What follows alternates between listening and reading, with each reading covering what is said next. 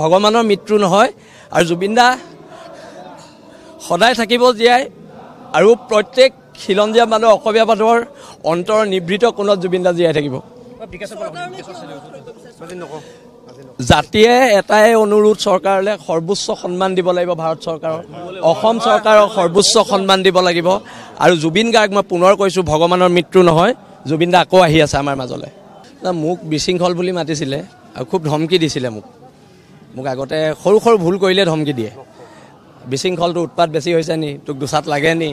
আৰু জুবিন দা এই যে মৰমৰ ফোনটো যেতিয়া আহে বা মই যেতিয়া তেখেতক ফোনটো কৰোঁ, বিশৃংখল বিশৃংখল ক'ত আছ, এই শব্দকেইটা যে মই শুনিব নেপাম, মোৰ এই কথাটোৱে খুব মোক ভাবুক কৰি তুলিছে। আৰু জাতিয়ে কি হেৰুৱালে জাতিয়ে 10 বছৰ পিছত গম পাব। নৰ্থ ইষ্ট ফেষ্টিভেল ছিংগাপুৰত হয় নি? প্ৰশ্নটো তাত আহি গ'ল। আৰু সেই কালপ্ৰিটকেইটাক এৰেষ্ট কৰিব লাগিব, এইটো নতুন নৱপ্ৰজন্মৰ দাবী দেই।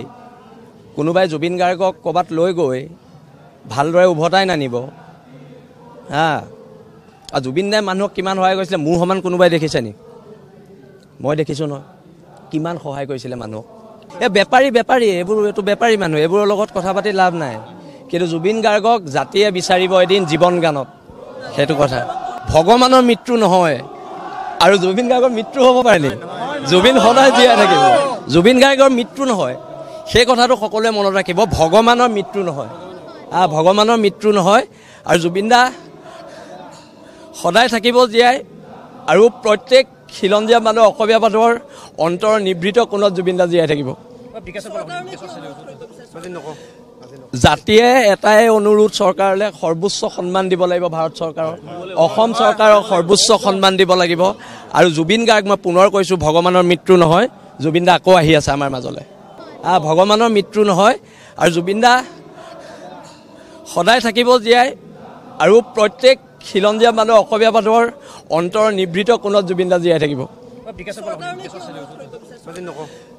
জাতিয়ে এটাই অনুৰোধ চৰকাৰলৈ, সৰ্বোচ্চ সন্মান দিব লাগিব ভাৰত চৰকাৰৰ, অসম চৰকাৰক সৰ্বোচ্চ সন্মান দিব লাগিব।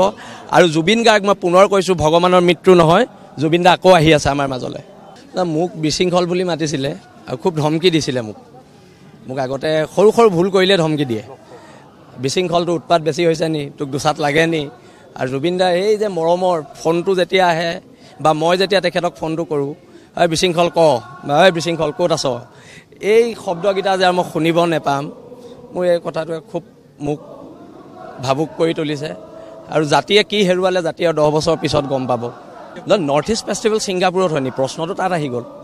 আৰু সেই কালপ্ৰিটকেইটাক এৰেষ্ট কৰিব লাগিব, এইটো নতুন নৱপ্ৰজন্মৰ দাবী দেই। কোনোবাই জুবিন গাৰ্গক ক'ৰবাত লৈ গৈ ভালদৰে উভতাই নানিব। আৰু জুবিন দাই মানুহক কিমান সহায় কৰিছিলে, মোৰ সমান কোনোবাই দেখিছে নি? মই দেখিছোঁ নহয়, কিমান সহায় কৰিছিলে মানুহক। এই বেপাৰী এইটো বেপাৰী মানুহ, এইবোৰৰ লগত কথা পাতি লাভ নাই। কিন্তু জুবিন গাৰ্গক জাতিয়ে বিচাৰিব এদিন জীৱন গানত, সেইটো কথা। ভগৱানৰ মৃত্যু নহয় আৰু জুবিন গাৰ্গৰ মৃত্যু হ'ব পাৰে নি? জুবিন সদায় জীয়াই থাকিব। জুবিন গাৰ্গৰ মৃত্যু নহয়, সেই কথাটো সকলোৱে মনত ৰাখিব। ভগৱানৰ মৃত্যু নহয়, ভগৱানৰ মৃত্যু নহয়। আৰু জুবিন দা সদায় থাকিব জীয়াই আৰু প্ৰত্যেক খিলঞ্জীয়া মানুহ অসমীয়া মানুহৰ অন্তৰ নিভৃত কোণত জুবিন দা জীয়াই থাকিব। জাতিয়ে এটাই অনুৰোধ চৰকাৰলৈ, সৰ্বোচ্চ সন্মান দিব লাগিব ভাৰত চৰকাৰৰ, অসম চৰকাৰক সৰ্বোচ্চ সন্মান দিব লাগিব। আৰু জুবিন গাৰ্গ মই পুনৰ কৈছোঁ, ভগৱানৰ মৃত্যু নহয়, জুবিন দা আকৌ আহি আছে আমাৰ মাজলৈ।